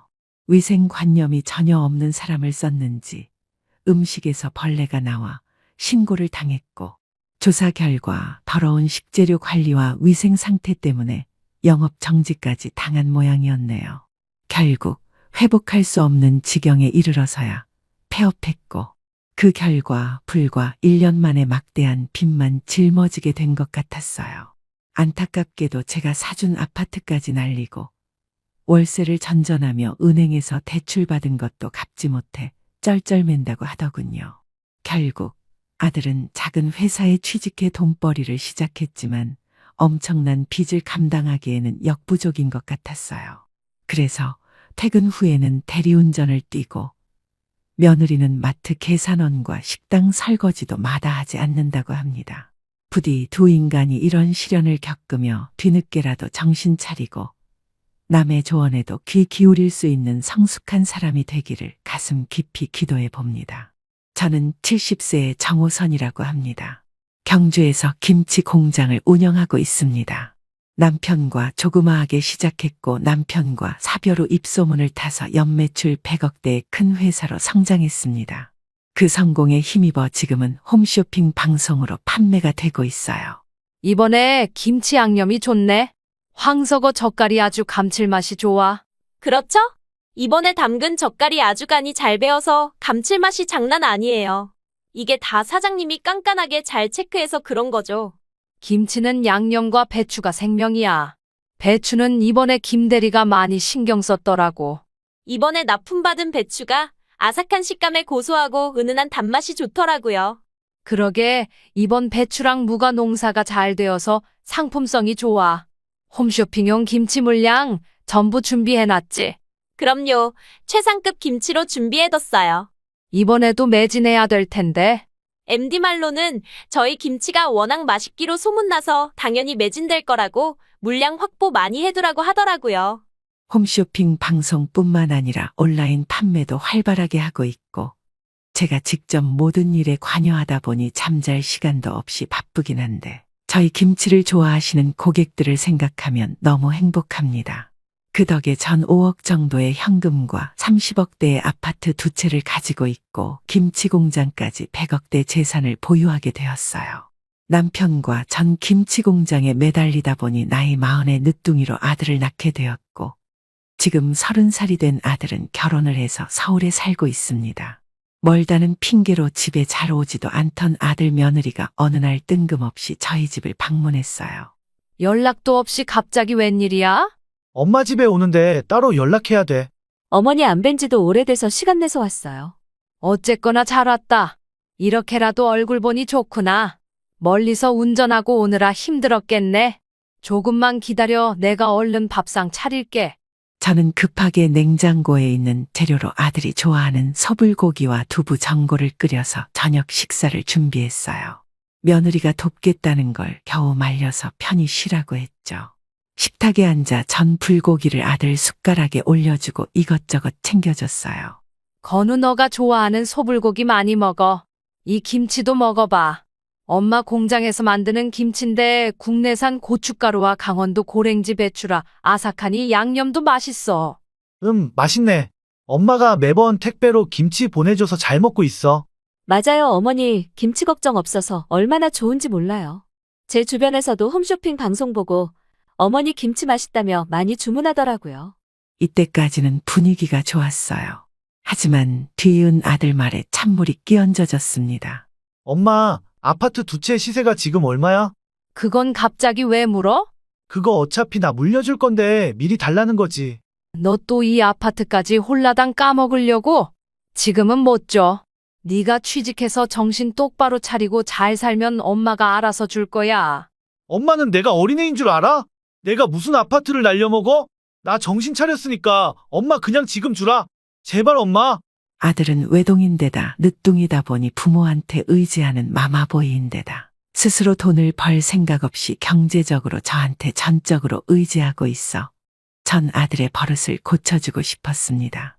지금도 아파트를 달라고 징징거리면서 매달리는데 전 단호하게 딱 잘라 말했어요. 엄마 입 아프게 2번 말하게 할 거야? 너 취직하면 준다고 한 거 못 들었어? 내 눈에 흙이 들어가기 전에 아파트 못 줘. 아이씨, 엄마가 나한테 해준 게 뭐야? 날 손톱에 때만큼이라도 생각하냐고. 사업자금 얘기해도 안 도와주고 진짜 너무한 거 아니냐고. 그러고도 엄마야? 말은 똑바로 해. 엄마가 너 사업자금 2번이나 해줬는데 네가 다 말아먹었잖아. 기억 안 나? 돈 몇 푼 주신 걸로 사업자금 대줬다고요? 그것도 저랑 이 사람이 사정사정해서 받은 거 아니냐고요? 선미 너까지 둘이 오늘 작정을 했어? 내 마음은 변함없으니까 그렇게 알아. 지독한 노인네. 저승길 갈 때 그 돈 짊어지고 갈 거야? 나 이 집 구석에 다시는 안 와. 아들은 화를 내면서 며느리 보고 당장 돌아가자고 씩씩대며 나가버렸습니다. 아들이 제 마음을 몰라주는 것 같아 마음이 쓰라렸어요. 저도 엄마인데 아들에게 뭐든지 해주고 싶죠. 하지만 제가 이렇게까지 아들에게 모질게 하는 이유가 있습니다. 옛날 생각이 나는군요. 아들은 경제적으로 집안 형편이 넉넉하니 그 돈을 믿고 어릴 때부터 돈을 함부로 쓰고 뭘 하나를 하더라도 인내심이 없어 금세 포기해버리고 소심한 성격의 친구들과도 잘 어울리지 못했어요. 그러다 보니 공부에 대한 애착도 없어 고등학교를 졸업하고 취직도 하지 않고 백수로 집에만 틀어박혀 있었어요. 그런 아들을 보면 속이 타들어갔어요. 건우야, 밥 먹으란 소리 못 들었어? 매일 방에 틀어박혀서 뭐 하는 거야? 아이씨, 깜짝이야. 엄만 기본 에티켓도 없어. 왜 노크도 없이 들어와? 너 또 게임해? 이 구린내는 뭐야? 너 안 씻어? 몸에서 시궁창 냄새 나잖아. 좀 씻고 밥도 주방 식탁에서 좀 먹어. 이렇게 책상에 앉아서 컵라면이나 먹지 말고. 방해 좀 하지 마. 또 잔소리네. 지금 레벨업 전이라 바쁘니까 나가. 너 진짜 왜 그래? 엄마 속상해 죽겠어. 게임 중독에 걸린 아들은 게임 아이템을 팔아서 가끔 돈을 벌지만 백수였어요. 일도 안 하고 하루 종일 게임만 하는 아들을 보면 답답하고 저러다 폐인이 되는 건 아닌가 하고 걱정이 되었습니다. 그 후 결혼 후에도 별 직업이 없이 지내는데 제 속이 말이 아니었어요. 옛날 생각을 할수록 더 마음이 아팠습니다. 전 어떻게든 아들의 버릇을 고쳐주고 싶었던 건데 아들에게 제가 너무 모질게 했나 하는 생각이 들더군요. 아들에게 좀 심하게 한 것 같아서 며칠 후 서울 아들 집으로 찾아갔습니다. 아들에게 혼냈던 기억에 미안해서 아들이 좋아하는 소갈비찜과 잡채, 열무김치와 물김치를 준비했어요. 양 손가득 한 보따리 짐을 들고 KTX를 타고 갔습니다. 서울역에 도착해서 아들에게 전화를 걸었어요. 계속 신호음만 가고 전화를 받지 않아서 며느리에게 전화를 걸었습니다. 선민이? 어머님이 무슨 일이세요? 저 지금 일하는 중이라 바빠서 통화 못해요. 아니, 잠깐만 통화하면 되는데. 죄송해요. 전화 끊을게요. 바쁘다며 금방 전화를 끊어서 지금 아들 집에 간다는 말도 못했어요. 연락이 안 됐지만 아들 집으로 택시를 타고 그냥 가기로 했습니다. 며느리 선미는 아들보다 6살 연상인 36살로 고등학교를 졸업한 후에 치위생사로 일을 하고 있습니다. 결혼 후에도 아들이 직업 없이 백수로 지내다 보니 며느리가 아들 대신 가장 역할을 하고 있어요. 며느리만 생각하면 미안하고 무능한 아들의 속이 답답했어요. 택시는 아들이 사는 아파트로 들어왔고 저는 엘리베이터를 타고 아들 집 앞에 도착했습니다. 아들 집엔 처음 방문하는 거라 어떻게 사는지 궁금했어요. 한창 초인종을 누르는데 아들이 느지막이 나오더군요. 너 뭐 하길래 이제 나와? 전화는 왜 안 받아? 바빠서 못 받았나 봐. 엄마가 웬일이야? 너 그때 그러고 간 게 마음에 걸려서 음식 좀 싸갖고 왔어. 아파트는 30평대로 방이 3개나 있어 하나는 침실, 다른 하나는 옷방으로 쓰고 있었고 또 하나는 아들 서재로 쓰고 있었어요. 이 방은 뭐 하는 방이야? 문을 열고 들어가니 제 눈앞에 펼쳐진 광경에 너무 놀라 입이 다물어지지 않았습니다. 컴퓨터가 3대의 작은 1인용 침대가 놓여 있었고 테이블 위엔 과자와 컵라면이 어지럽게 널브러져 있었어요. 너 아직도 게임하는 거야? 너 어쩌려고 그래? 결혼하고도 정신 못 차렸어? 아, 진짜 또 잔소리야? 내가 다 알아서 한다고. 그놈의 잔소리 귀에 딱지 않겠네. 이렇게 잔소리 할 거면 우리 집에 오지 마. 이화상아, 너 정신 똑바로 안 차려? 게임하는 게 뭐 어때서 그래? 내가 도둑질을 했어? 누구한테 피해 준 거 있냐고? 그게 할 소리야? 일은 구하고 있는 거야? 전에 면접 본다더니 어떻게 됐어? 아, 몰라. 늦잠 자서 가지도 못했어. 잘하는 짓이다. 내가 못 살아. 너가 그러니 내가 며느리 앞에서 얼굴을 못 들겠어. 그러던 중에 며느리가 퇴근하고 들어왔어요. 며느리는 집에 들어오자마자 큰 소리로 짜증을 내더군요. 집안 꼴이 이게 뭐야? 돼지우리잖아? 백수 주제에 집에서 대체 뭘 한 거야?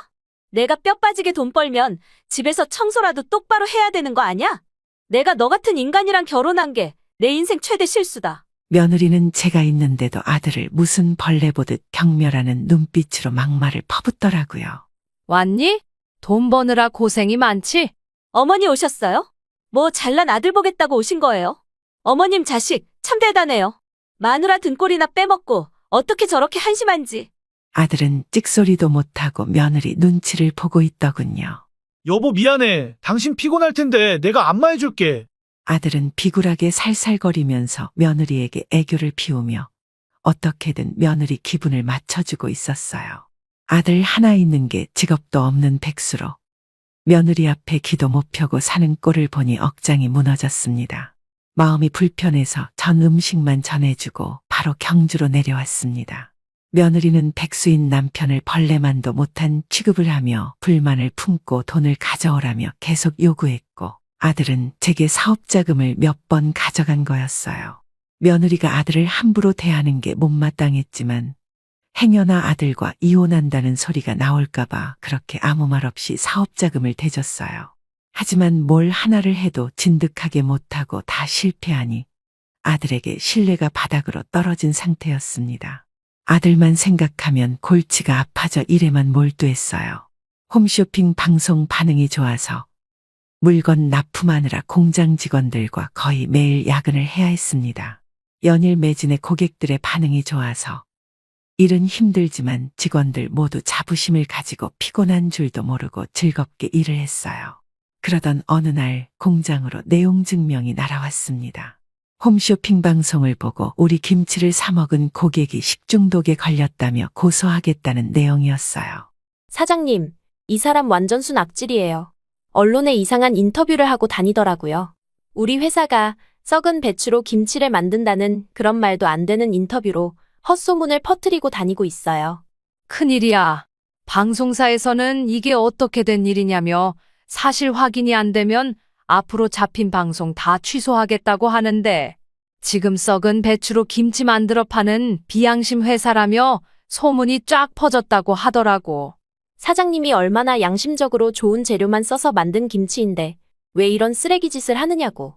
진짜 화나네. 전 너무 겁이 나고 참담해서 공장 밖으로 나와 아들에게 전화를 걸었습니다. 건우야, 엄마한테 일이 좀 생겼어. 무슨 일? 홈쇼핑에서 우리 김치 사 먹었는데 썩은 배추로 만들어서 식중독에 걸렸다며 고소를 했어. 신문사마다 거짓 인터뷰도 하고 엄마 너무 무섭고 겁이 나. 이러다 공장 문 닫아야 되는 건 아닌지 너무 힘들어. 뭐 그따위 인간 쓰레기들이 있어? 그런 바퀴벌레보다 못한 인간들은 감방에 쳐넣어야 된다고. 그렇지? 너가 경주로 내려오면 안 되겠니?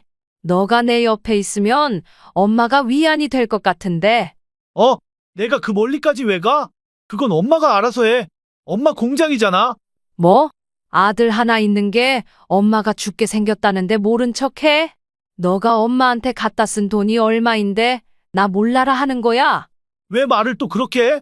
엄마 사업이니까 알아서 하라는 거 아니야. 나 사업 실패할 때마다 엄마가 그랬잖아. 쥐뿔도 모르는 게 사업한다고 설치니 이 모양 이 꼴이라고. 그런 나한테 무슨 상의를 한다는 거야? 나 완전 개무시하면서. 내가 잠시나마 아들이랍시고 의지한 게 죄야. 사람 안 변하는데 내가 너무 기대했네. 아이씨, 엄마 때문에 캐릭터 죽었잖아. 짜증나. 뭐? 너 지금도 게임하고 있었어? 몰라, 전화 끊어. 나이 30 먹고도 빈둥빈둥 놀면서 게임만 하고 나한테는 전혀 관심 없는 아들을 보니 서운한 마음에 눈물이 맺히더라고요. 자식 키워봤자 소용없다는 말이 이런 거구나 싶었어요. 전화를 끊고 멍하니 있다가 다시 정신을 차렸어요. 우선 최 변호사님하고 상의해봐야겠어.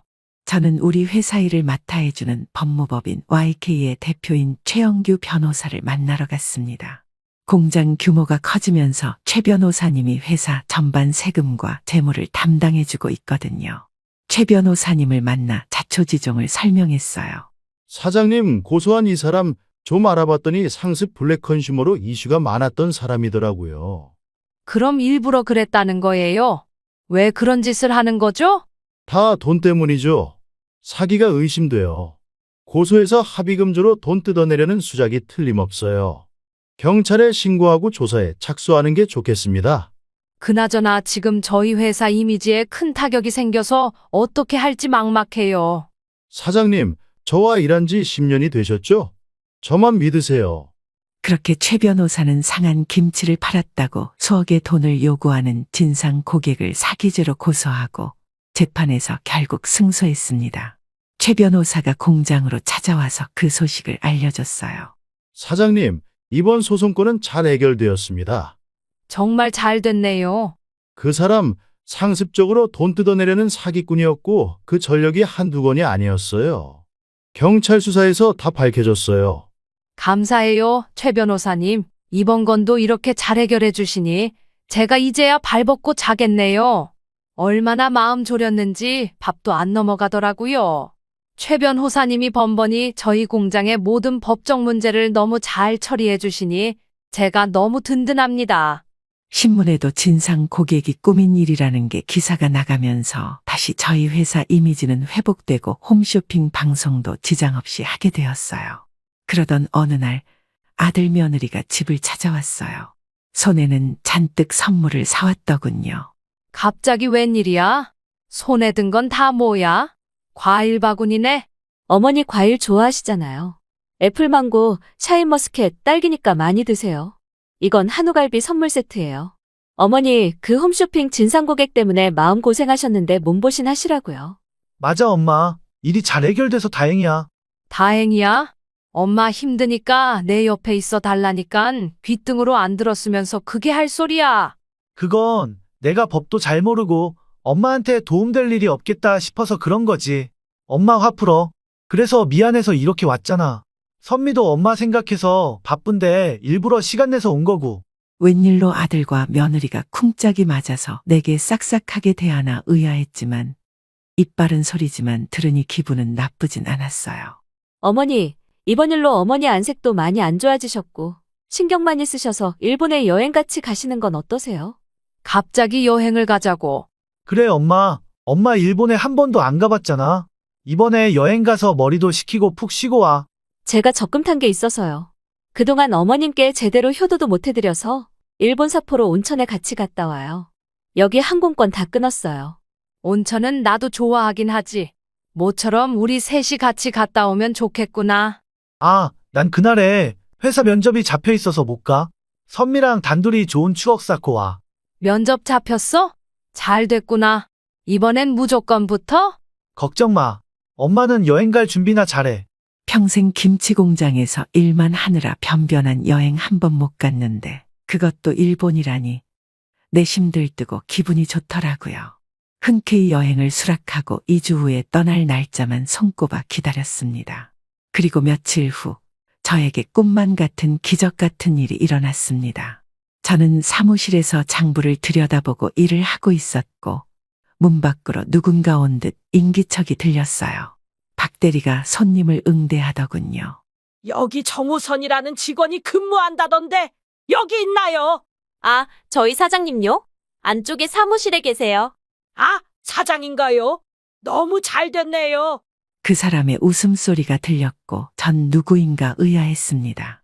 이때 사무실을 노크하는 소리가 들려 문을 열었고 제 눈앞에 있는 사람은 고향 친구 경이었습니다. 너 경이 아니니? 우리 얼마만이야? 이렇게 널 보게 될 줄이야. 진짜 꿈만 같아. 경이와는 어릴 때 한 동네에서 친자매처럼 친하게 지낸 단짝이었어요. 매일 붙어 다니다시피 했고 집안 부모님끼리도 워낙 친해 밥도 자주 같이 먹고 초등학교부터 고등학교까지 같이 다녔어요. 너 고등학교 때 가족 모두 일본에 이민 가고 소식이 끊겼지. 그렇지. 근 50년 만에 보는 거네. 그동안 얼마나 보고 싶었는지 몰라. 근데 어떻게 여길 찾았어? 그 얘기 하자면 길지. 내가 5년 전쯤에 일 때문에 경주로 왔다가 너 생각이 나긴 했는데 일 때문에 바로 일본으로 돌아가야 했어. 이번에 한국에 올 일이 있어서 왔다가 널 꼭 찾아야겠다 싶었어. 그러면서 경희는 저를 찾게 된 경위를 말해주더라고요. 무작정 한마트로 들어가서 저에 대해 물어보기로 했다고 합니다. 작은 동네 마트고 계산대에는 50대쯤 되어 보이는 여직원이 있었어요.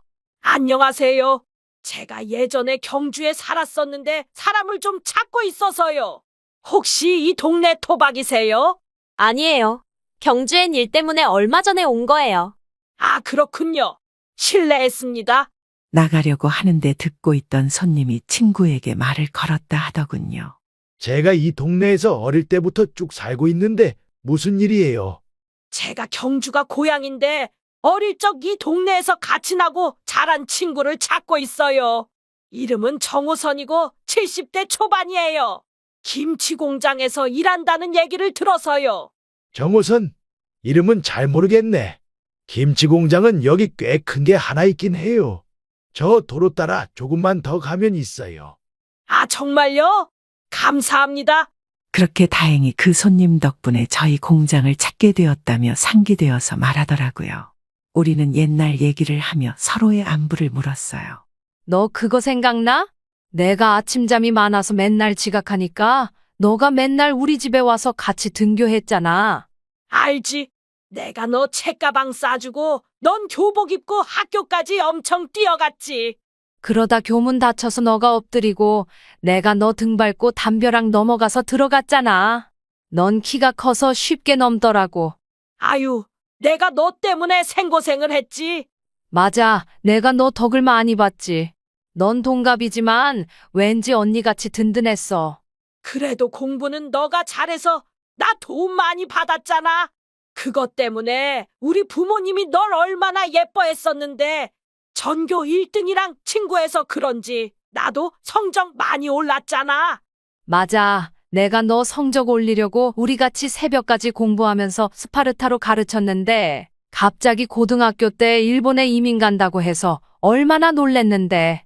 아버지 사업 때문에 가게 된 건데 너랑 나랑 공항에서 펑펑 울었잖아. 그때 오사카 코리아타운에 가서 아빠가 돼지갈비집을 운영했어. 다행히 장사가 잘 돼서 맛집으로 알려졌고 지금은 내가 가업으로 물려받아서 하고 있어. 아, 그렇니? 잘 됐네. 우리 가게를 비롯해 그곳 사장들이 현지 사람들이긴 한데 대부분 제일교포고 우리 식당은 한국인 관광객도 많이 오는 관광 코스야. 내가 좀 오지랖이 넓다 보니 한인 회장을 맡고 있어. 한인 회장까지? 우리 경이 성공했네. 축하해. 그 낯선 땅에서 살기 힘들었을 텐데. 너야말로 진짜 성공했지. 이 큰 김치 공장 운영하는 게 보통 일이니? 호선이 넌 어릴 때부터 똑똑해서 크게 성공할 줄 알았어. 이거 다 우리 남편이 일군 거야.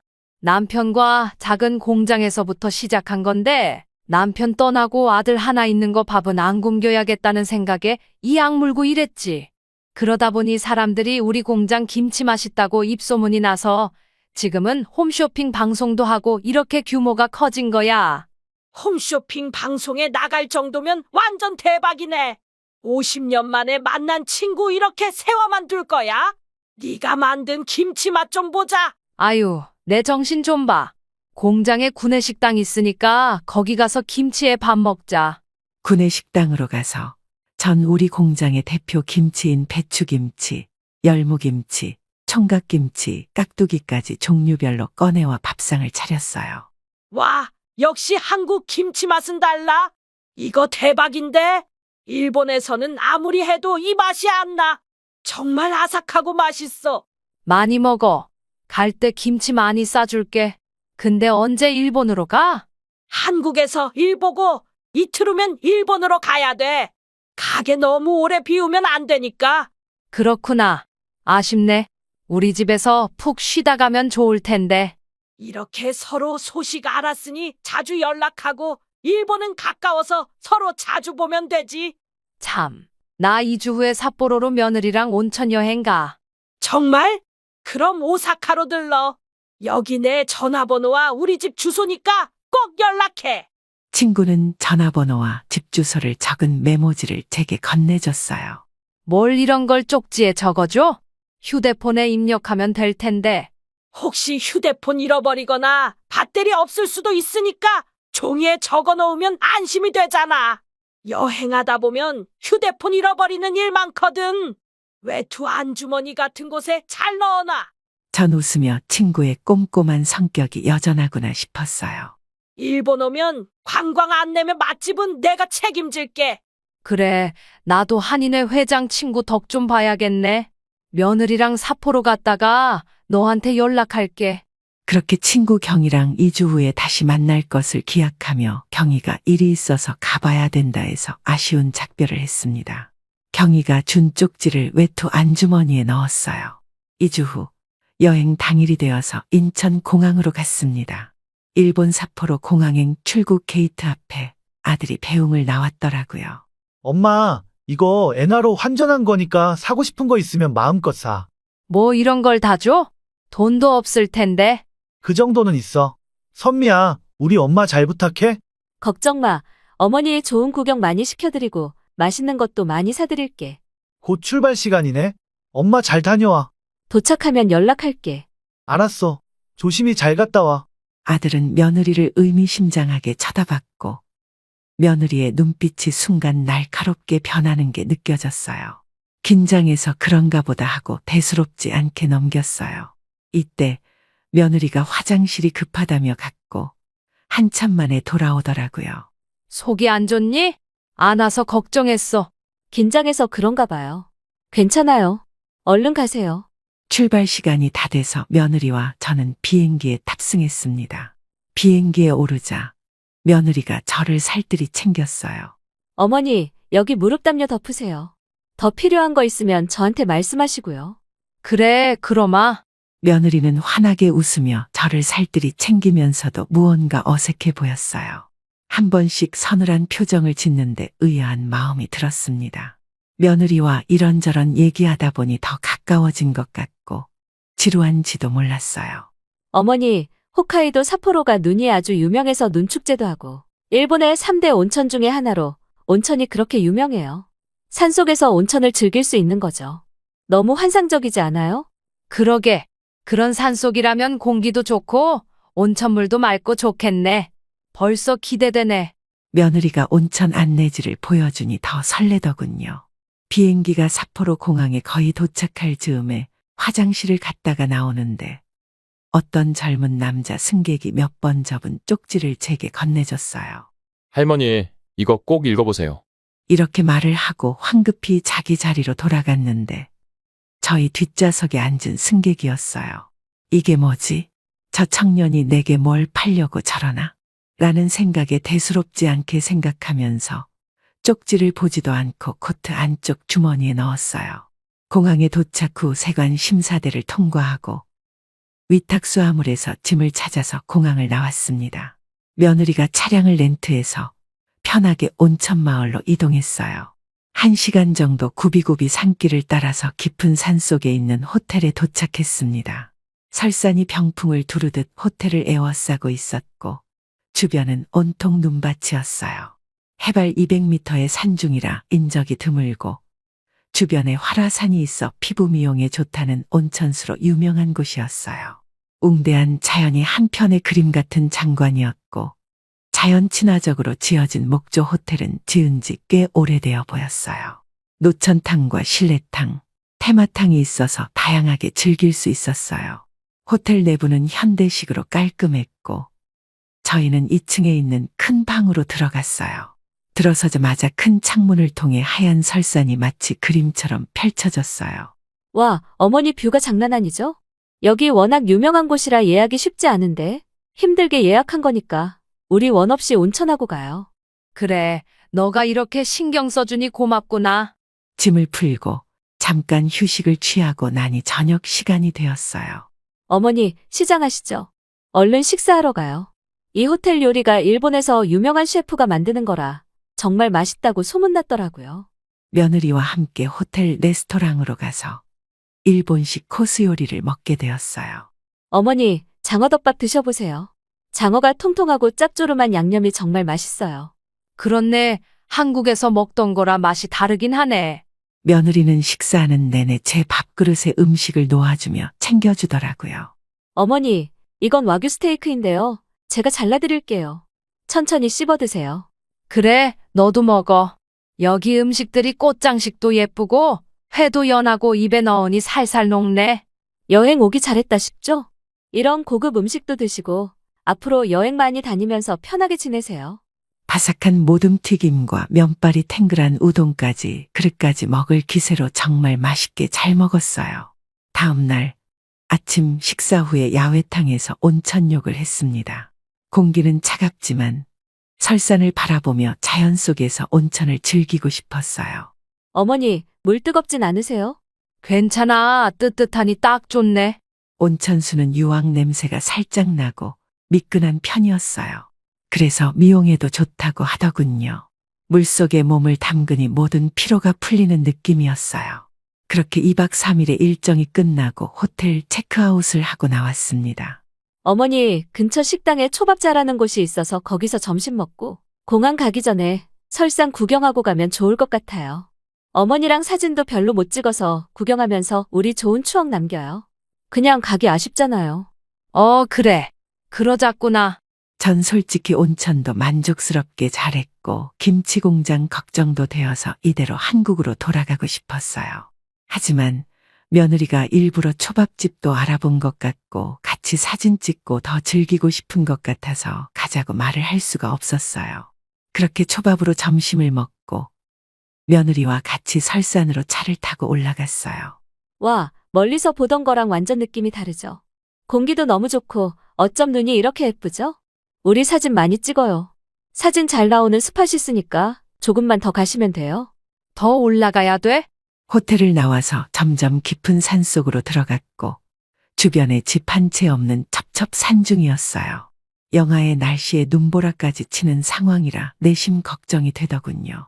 선미야, 눈이 조금씩 내리는데 우리 그냥 돌아가는 게 좋을 것 같아. 여기까지 왔는데 그냥 돌아가면 아깝잖아요. 우리가 언제 이런 데 와보겠어요. 어머니 인생사진 꼭 남겨드리고 싶어요. 며느리는 상기된 표정으로 계속 산중턱으로 올라갔고 급기야 눈발이 거세지고 강풍까지 불었어요. 무언가 모를 두려움에 휩싸였지만 며느리의 기분을 망치고 싶진 않았어요. 산중턱에 다다르자 며느리가 차를 세웠습니다. 어머니, 다 왔어요. 여기서부터는 도로가 없어서 걸어가야 돼요. 걸어간다고. 이렇게 눈이 많이 오는데 위험하지 않을까? 눈 오니까 더 예쁘죠. 사진 진짜 잘 나오겠네요. 여기서 조금만 더 올라갈 거니까 그렇게 안 위험해요. 그래, 여기까지 왔으니까 올라가 보자.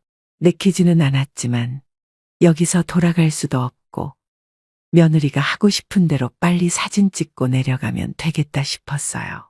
산길을 따라 올라가는데 눈이 너무 많이 쌓여 있어서 발이 푹푹 빠졌습니다. 눈발은 더 강해져서 앞이 잘 보이지도 않았어요. 길이 미끄러워서 길다란 나뭇가지를 주워 땅을 짚으면서 제가 앞장서서 걸었습니다. 며느리도 나뭇가지를 짚으면서 몸을 의지하고 산길을 올라왔어요. 워낙 산이 높고 나무로 덮여서 마치 밤처럼 어두컴컴했습니다.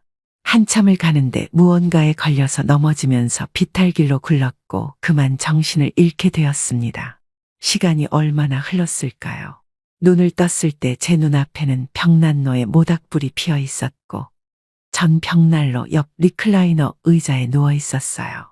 온몸이 얼어붙는 듯 했고 망치로 머리를 맞은 것 같이 무거웠어요. 주위를 둘러보니 산장인 것 같았어요. 제 옆에는 두 사람이 있었고 제가 의식을 찾자 일본말로 뭐라고 제게 말을 걸었지만 전 일본말을 전혀 몰라서 알아들을 수가 없었어요. 여기가 어딘가요? 저도 모르게 한국말이 튀어나왔고 그러자 남자가 반가움에 눈빛을 보내더군요. 한국 사람이세요? 전 제1교포고 이 산장에서 온천을 운영하고 있어요. 아, 그러세요? 근데 제가 왜 여기에 있는 거죠? 눈이 많이 와서 산장 주변의 외벽을 둘러보던 중에 눈에 파묻혀 있는 당신을 발견했어요. 제가 급하게 업고 산장으로 데려와 응급처치를 한 상황이에요. 감사합니다. 제가 산에서 뭔가에 걸려 넘어진 것까지는 생각이 나는데 그 이후로는 기억이 없어요. 혹시 제 옆에 며느리는 없었어요? 아니요, 할머니 혼자 계셨어요. 할머니, 일행하고 오신 거예요? 네, 며느리와 같이 온천 여행 온 건데 이런 일이 생겼네요. 며느리는 아직 그 산에 있는 건지 걱정이네요. 전화라도 해봐야겠네. 휴대폰이 없네. 외투 주머니에 넣어놨는데 산에서 구르면서 잃어버렸나 봐요. 이때 문득 2주 전에 친구 경희가 준 쪽지가 떠올랐어요. 여행 출발 전에 옷 안주머니에 단추로 잠글 수 있는 동전 보관 주머니에 넣어둔 게 생각이 났습니다. 그리고 안주머니에 손을 넣었는데 쪽지 2장이 나왔어요. 그러고 보니 비행기에서 모르는 청년이 건네준 쪽지였어요. 무심코 쪽지를 펼쳐서 보는데 내용을 보고 화들짝 놀랐습니다. 할머니, 제가 우연히 인천공항에서 며느리분이 누군가와 통화하는 내용을 듣게 되었습니다. 할머니를 온천여행 데리고 가서 깊은 산속에 밀어버린다는 통화 내용이었어요. 할머니가 걱정돼서 조심하시라고 쪽지를 전해드리게 되었어요. 쪽지를 다 읽고 순간 머리를 망치로 맞는 듯한 충격을 받았습니다. 그러고 보니 비행기 탑승 전에 며느리가 화장실 간다고 가서 한참 있다 왔을 때 아들과 통화했나 보더군요.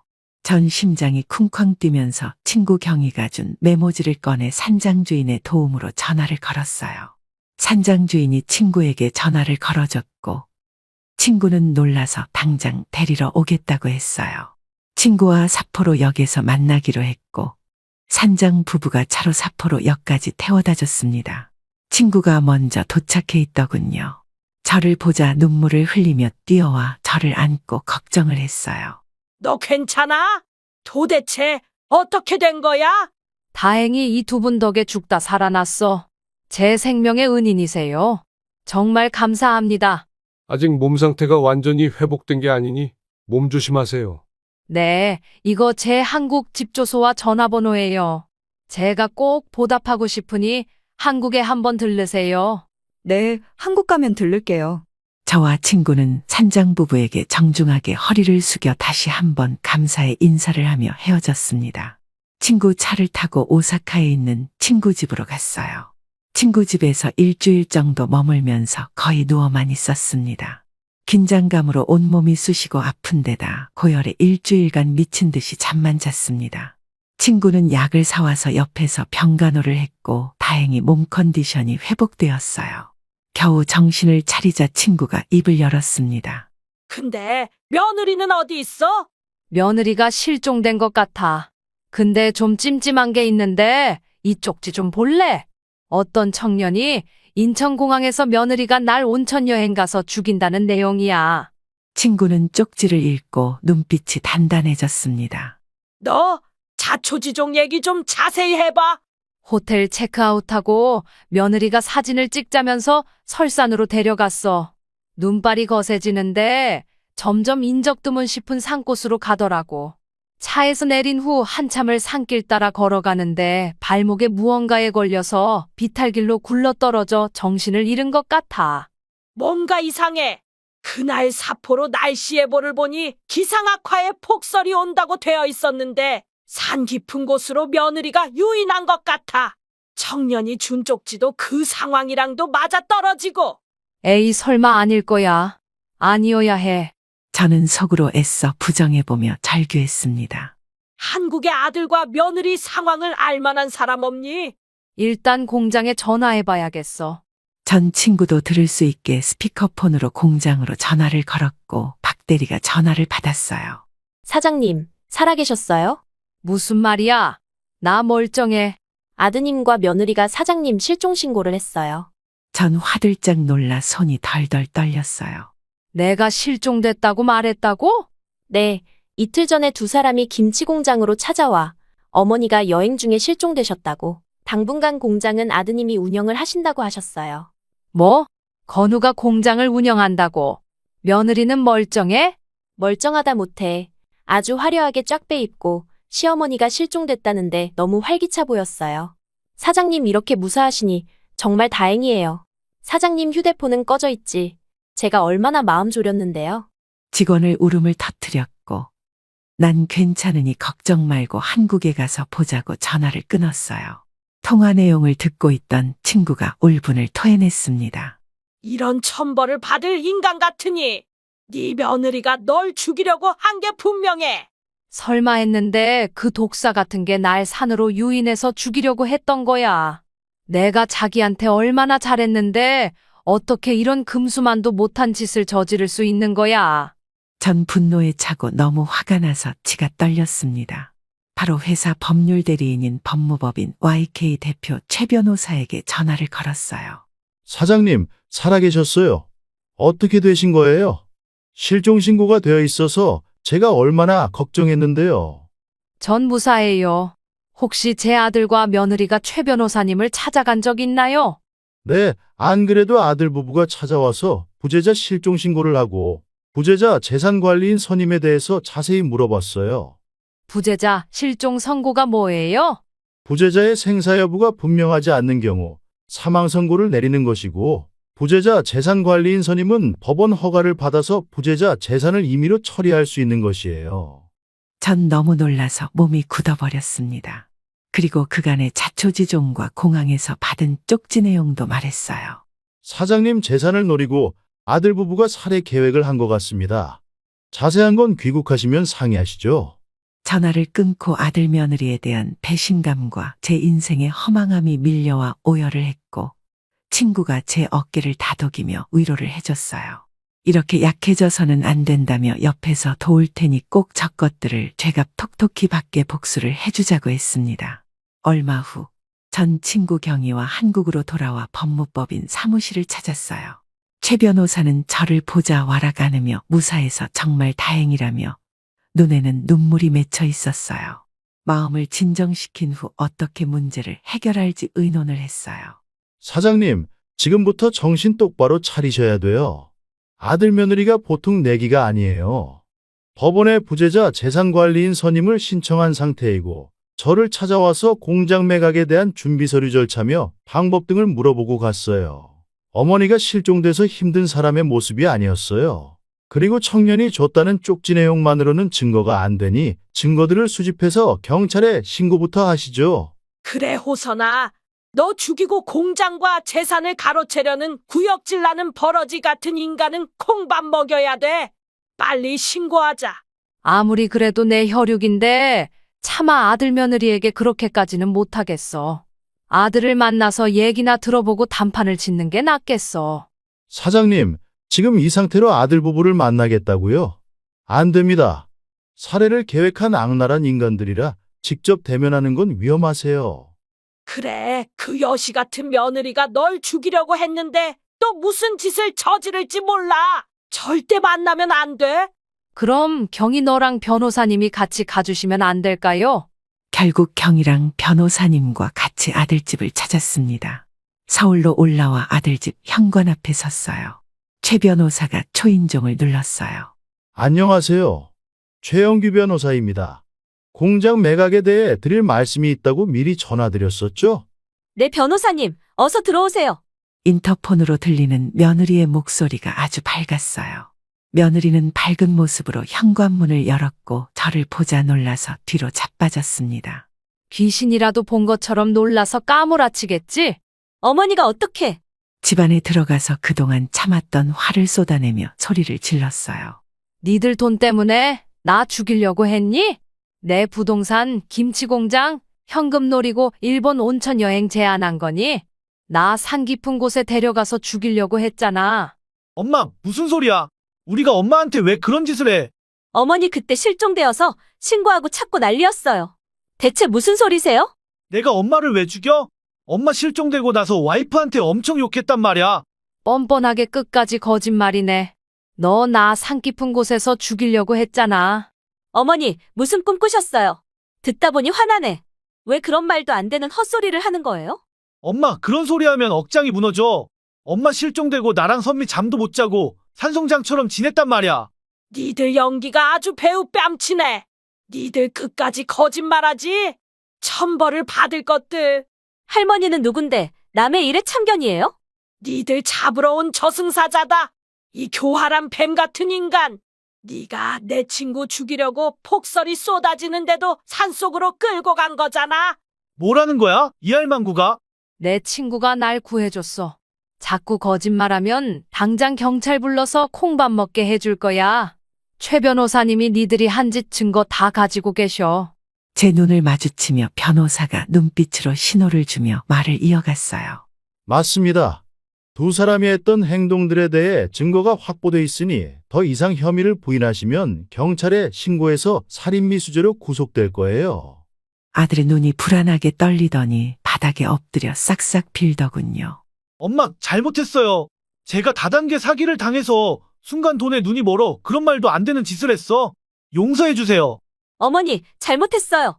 남편이 먼저 어머니만 없어지면 수백억 재산 다 자기 거로 돌려놓을 수 있다고 해서 어쩔 수가 없었어요. 어머니를 죽일 의도는 아니었어요. 그냥 산속에서 발을 걸어서 넘어뜨리고 겁이 나서 도망친 것뿐이에요. 그 역겨운 입 구린내가 나네. 그렇게 폭설이 쏟아져 한 치 앞도 안 보이는 산벼랑에서 나를 넘어뜨린 게 그게 죽이려고 한 거지 뭐야? 어머니, 살려주세요. 저 그날 이후로 어머니가 자꾸 눈앞에 아른거려서 지금 후회하고 있어요. 저 콩밥 먹기 싫어요. 제발요? 아들 부부는 인간이 아닌 사악한 악마였고 법적 처벌을 해야 하는 게 맞지만 차마 친자식을 그리할 수는 없었습니다. 니들 내 말 잘 들어. 난 지금 이 순간부터 내 인생에 자식 며느리는 없어. 니들 다시는 안 볼 거니까 살다가 힘들다고 나 찾아온다면 그땐 진짜 살인미수로 신고하고 콩밥 먹게 될 거야. 이 말 명심해. 우리는 이제 남이야. 아들과 며느리는 비굴하게 바닥에 엎드려서 아무 말도 못하더군요. 친구와 아들집을 나오면서 저는 서럽게 울었습니다. 그 후 1년이 흘렀고 아들 부부는 저에게 찾아오거나 연락은 없었습니다. 한편으론 아들과 며느리가 그립다가도 그날을 생각하면 소름이 돋습니다.